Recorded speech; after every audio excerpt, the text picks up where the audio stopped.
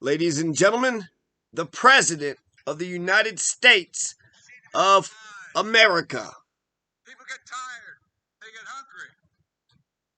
The Bible teaches us to feed the hungry and give water to the thirsty. The new Georgia law actually makes it illegal. Think of this. I mean, it's 2020. And now 22 going into that election. It makes it illegal. Bring your neighbors, your fellow voters, food or water while they wait in line to vote. What in the heck are we talking about? I mean, think about it. That's not America. That's not America. That's like the only actually high point of his entire speech. So go ahead. You got a good moment there, Joe. But we're talking about voting rights. We're talking about voting rights. What the fuck? It's not the 1950s. It's not that we already passed the Voting Rights Act of 1965. We need to pass another Voting Rights Act. We do need to protect our democracy. So pass the Protect Democracy Act. We also need ranked choice voting. So let's pass the Ranked Choice Voting Act. So there's you could also have $1 million winner for the like a lottery for the person who votes, right? So you could have something like that. You could mandate voting. You can introduce some referendums and initiatives. You could have questions on the ballot so that way you can encourage turnout rate, written ballots, same day registration, a whole bunch of shit. If you care about democracy and protecting the right to vote, and of course we have a right to vote. Of course we have a right to vote. I fully support, but if you look into the details, he's like, well, Article, 27, Section 54, A, B, C, D.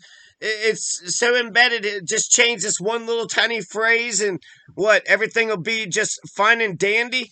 Motherfucker, the culture is broken, so you got to do something way bigger than the Voting Rights Act. You just Build Back Better just failed. So infrastructure, I mean, you got to do something like as bland as infrastructure, universal health care, universal basic income. That would be my number one issue. Put money in people's pockets, directly into people's pockets. Let's get out of these endless goddamned wars. We got $800 billion for Empire, but we don't have $5 billion to house our homeless. How about that, Joe Biden? You got 500,000 Americans that don't even have a goddamned home. They don't even have a home. You talking about people not getting water in Georgia. Okay, that is bullshit. You need water, you need food, you need a home, you need warmth. These are human needs. These are obvious, something that unites us all. And, shit. 500,000 Americans don't have fucking homes. What chance do they got? Poor people don't have a chance, but the homeless, they're poor and they ain't got no, domicile or abode. They don't have any where do they sleep? How do they, protect themselves? What happened to the George Floyd Act? I bet you this fascist fuck, goddamn Joe Biden, this fascist motherfucker doesn't pass no George Floyd Act. What, police reform? No, Nazi right-wing fascists don't want no police reform. Jesus Christ. I mean, reform? You could always make things better. So hell, we should have police reform every year. That's what it looks like when they suppress the right to vote. And here's how they plan to subvert the election. The Georgia Republican Party, the state legislature, has now given itself the power to make it easier for partisan actors, their cronies, to remove local election officials. Think about that. What happened the last election? The former president and allies pursued, threatened, and intimidated state and local election officials. Election workers, ordinary citizens, were subject to death threats, menacing phone calls, people stalking them in their homes. Remember what the defeated former president said to the highest ranking election official, Republican in this state?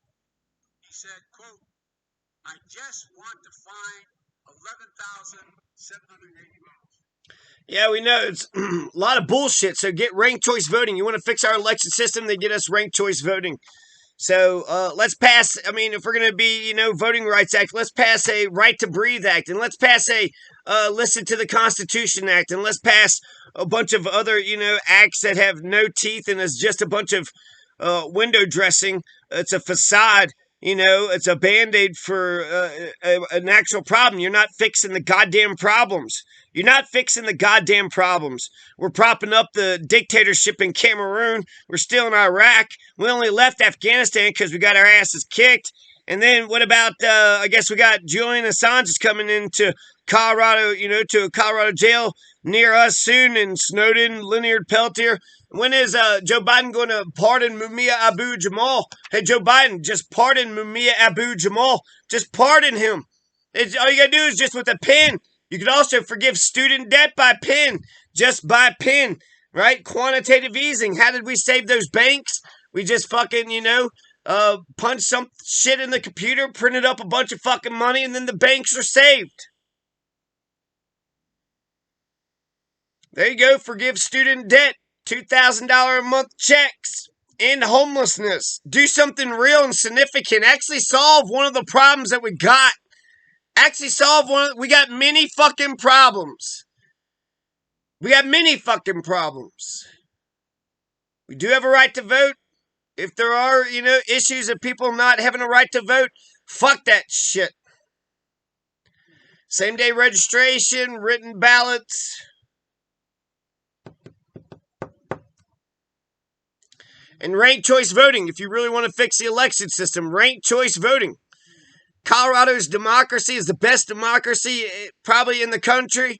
It's one of the best democracies in the world.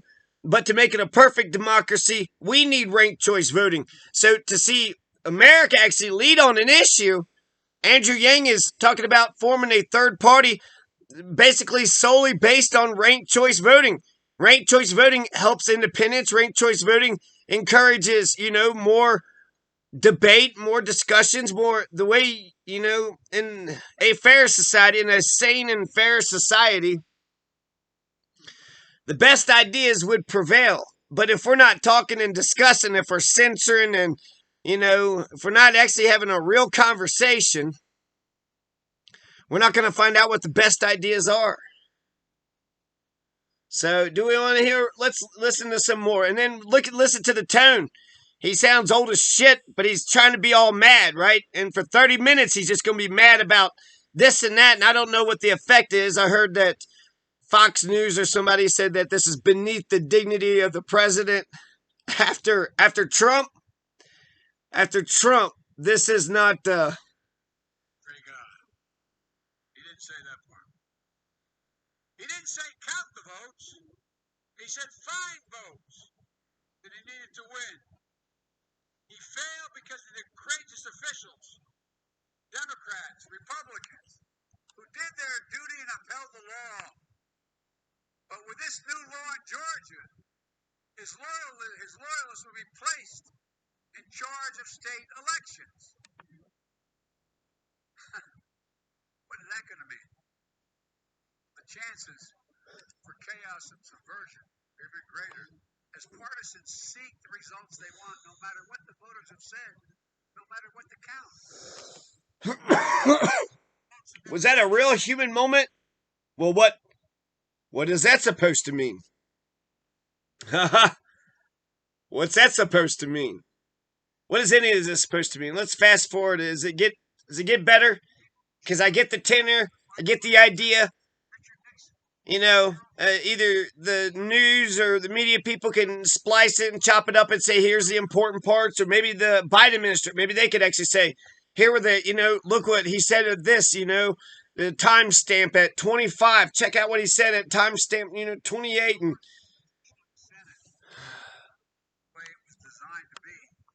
Senate rules were just changed to raise the debt ceiling so we wouldn't renege on our debt for the first time in our history.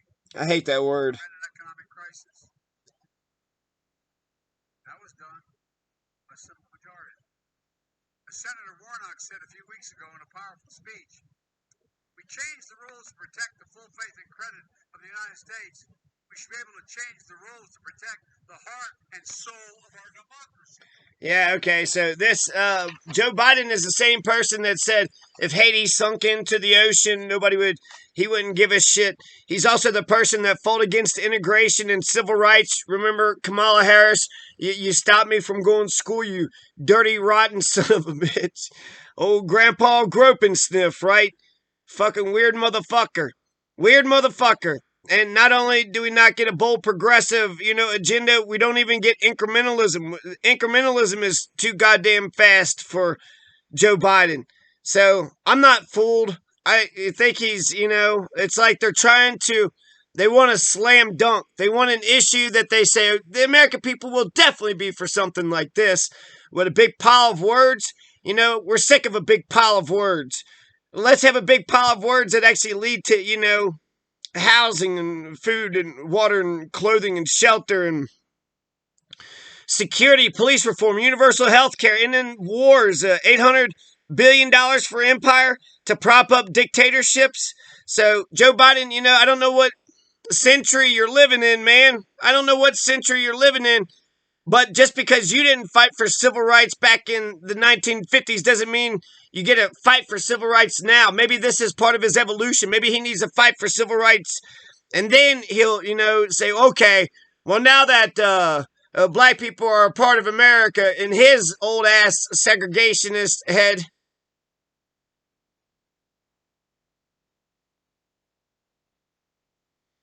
perhaps he needs to evolve, and then he could say, okay, now that America is integrated, we've been integrated. Remember the 1964 Civil Rights Act, 1965 Voting Rights Act, MLK, LBJ. Remember the Vietnam War, Nixon. Remember the assassinations, Malcolm X, Fred Hampton. Remember all this? So, Joe Biden, it's nice that you're saying MLK has a great legacy, but he passed the Voting Rights Act. He got Civil Rights Act passed. We got integrated. We're not a racist segregate. Well, we're not as segregated. We're not legally segregated. We're not. So, yeah, you had your chance to fight for it back then, so maybe he'll fight for this now and then say, okay, here's the real agenda. Because nobody's going to, run on voting rights. We do need to get out the vote. We need to turn out the vote. So make it, fix the damn elections. Ranked choice voting. Ranked choice voting now, Joe Biden. Let's listen to what this motherfucker is saying. The days that followed John Lewis's death, there was an outpouring of praise and support across the political spectrum. But as we stand here today, it isn't enough just to praise his memory. We must translate eulogy into action. We need to follow John Lewis's footsteps. We need to support the bill in his name. Just a few days ago, talked about up in the Congress and the White House, the event coming up shortly to celebrate Dr. King's birthday. And Americans of all stripes praise him for the content of his character. But as Dr. King's family said before, it's not enough to praise their father. They even said on this holiday,